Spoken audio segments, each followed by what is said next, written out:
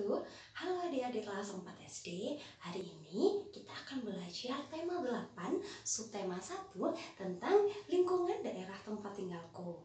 Nah, tahukah kamu kalau daerah di lingkungan tempat tinggalku, setiap daerah pasti memiliki sesuatu yang berbeda. Salah satu yang membuat hal yang membuat berbeda adalah dari segi cerita. Nah, setiap daerah pasti memiliki cerita yang berbeda. Nah, hari ini kita akan belajar tentang cerita. Tahukah kamu kalau cerita itu dibagi jadi dua loh. Ada cerita fiksi sama cerita non-fiksi. Jadi, cerita itu ada dua. Ada fiksi sama non-fiksi. Nah, sekarang apa sih Kak bedanya antara cerita fiksi sama non-fiksi? Nah, kalau cerita fiksi itu adalah cerita yang bersifat imajinatif, sehingga dia bersifat khayal atau tidak nyata. Sedangkan kalau yang non-fiksi, dia adalah sebuah teks yang bersifat nyata. Jadi ceritanya benar-benar terjadi, tidak diada-ada. Itu namanya yang non-fiksi. Nah, ciri dari fiksi, cerita fiksi adalah bahasanya itu adalah bahasa komunikatif, jadi mudah dipahami pembaca dan bersifat tidak baku bahasanya. Selain itu, memiliki alur cerita dan amanat yang akan disampaikan dari teks cerita non-fiksi. Teks cerita non-fiksi itu ternyata ada 3, dibagi menjadi 3 lagi loh. Nah, teks fiksi ini yang pertama, dia dibagi menjadi cerita rakyat. Yang kedua ada novel. Dan yang ketiga adalah cerpen. Benar sekali. Jadi yang ketiga adalah cerpen. Nah, sekarang kalau cerita rakyat, yang pertama kita bahas tentang cerita rakyat. Cerita rakyat dia adalah sebuah cerita yang berasal dari rakyat. Jadi ceritanya itu disampaikan secara turun-temurun. Nah, cerita rakyat ini ternyata dibagi lagi menjadi 5 bagian yang nanti akan saya jelaskan. Yang kemudian yang kedua adalah novel. Nah, novel itu apa sih? Novel itu adalah sebuah rangkaian cerita atau peristiwa kehidupan seseorang dari awal sampai akhir yang menonjolkan watak tokoh dan penokohan. Sedangkan cerpen itu adalah sebuah cerita pendek atau kejadian peristiwa kehidupan seseorang yang disajikan dalam bentuk cerita pendek. Jadi hanya sebagiannya saja, itu yang namanya cerpen. Nah, sekarang cerita rakyat tadi kan sudah tak sebutkan. Cerita rakyat itu dibagi menjadi 5. Yang pertama adalah humor, yaitu cerita jenaka.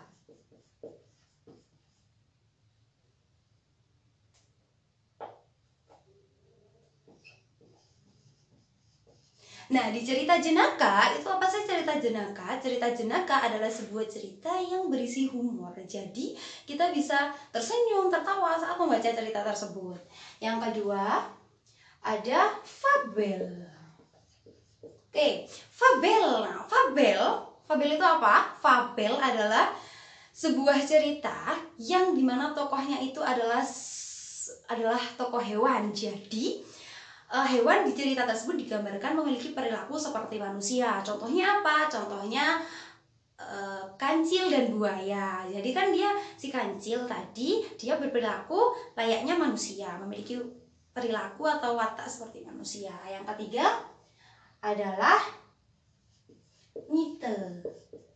Nah, mite, apa sih mite? Mite itu adalah sebuah cerita yang berisi tentang dewa-dewa atau yang berbau mistis, berbau hal-hal mistis, gaib, itu namanya mite. Contohnya adalah cerita Putri dari Bambu. Nah, dia adalah sebuah cerita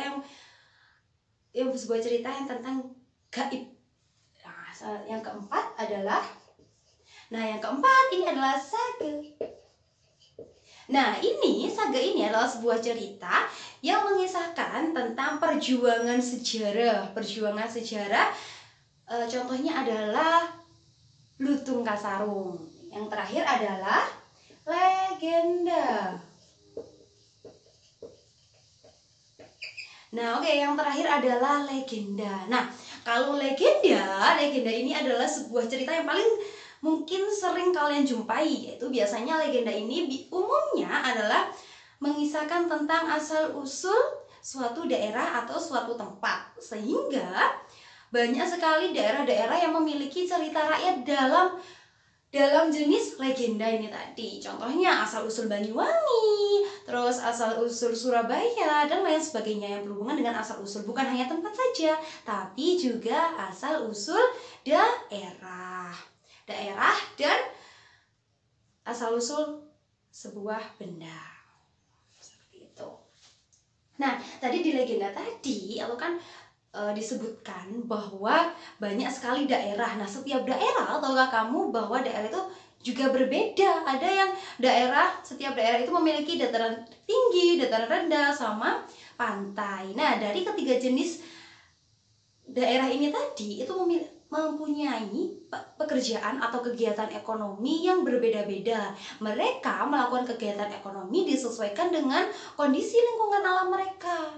Nah, apabila ketika berada di daerah dataran rendah, maka pekerjaan atau kegiatan ekonomi yang bisa mereka kerjakan misalnya ada pertanian, kemudian peternakan, dan lain sebagainya. Perindustrian juga bisa.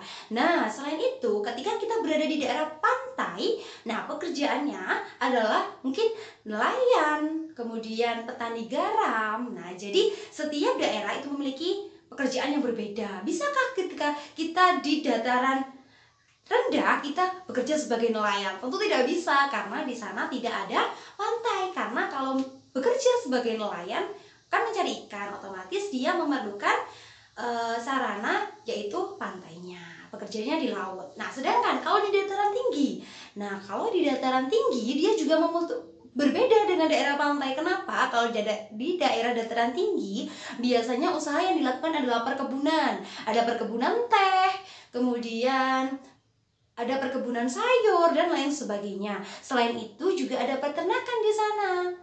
Nah, kenapa sih kok bisa di dataran tinggi sama dataran rendah itu tanamannya berbeda? Karena suhu di dataran rendah sama suhu di dataran tinggi juga berbeda. Karena tanaman yang hidup di dataran rendah itu adalah tanaman yang tahan panas, sedangkan yang di dataran tinggi dia tidak bisa menahan panas, sehingga tumbuhannya juga berbeda.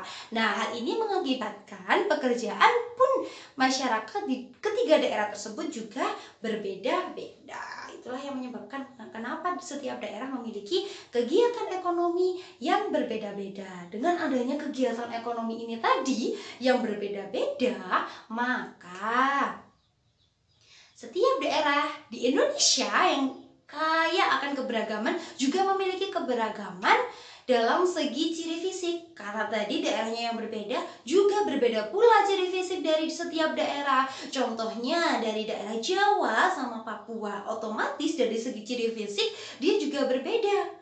Ada yang kalau di daerah Papua ada yang berkulit hitam, berambut keriting, sedangkan berbeda dengan daerah di Pulau Jawa yang mayoritas masyarakatnya memiliki kulit yang lebih terang dari daerah Papua atau sawo matang, seperti itu. Itu adalah ciri fisik dari setiap daerah yang berbeda-beda. Nah, sekarang tahukah kamu kalau setiap pekerjaan ketika kita mau melakukan itu pasti memiliki usaha atau sebuah gaya supaya kita bisa membuat benda itu bergerak. Jadi, nah, gaya, apa sih gaya? Gaya itu adalah sebuah tarikan dan dorongan yang dapat membuat benda itu bergerak atau berubah bentuk. Jadi, dengan kita memberikan sebuah gaya, maka benda tadi bisa bergerak ataupun berubah bentuk. Contohnya, jika kita memberikan dorongan pada sebuah meja, kita mendorong sebuah meja, maka meja itu tadi juga bergerak. Nah, atau selain itu, kita membuka pintu dengan kita menarik sebuah pintu atau menarik pintu kulkas, maka pintu tadi akan terbuka. Nah, itu yang menyebabkan benda itu bergerak. Jadi benda bergerak itu kenapa kok bisa bergerak? Karena dia mendapatkan gaya itu tadi. Nah, sedangkan Kalau yang berubah bentuk, misalnya kita di sini akan membuat sebuah kerajinan kerajinan gerabah dari sebuah tanah liat. Nah, ketika dari sebuah tanah liat itu tadi, tanah liat yang bentuknya abstrak kemudian dirubah menjadi kendi misalnya, dia akan menggunakan daya tekan. Nah, itu menggunakan tekanan gaya otot ya, sehingga dia bisa berubah menjadi bentuknya. Dari tanah liat, kemudian dia bisa berubah menjadi kendi itu tadi. Nah, sudah sekian pembelajaran dari kakak. Apabila ada yang ditanyakan, bisa menghubungi grup WA kalian masing-masing. Terima kasih. Wassalamualaikum warahmatullahi wabarakatuh.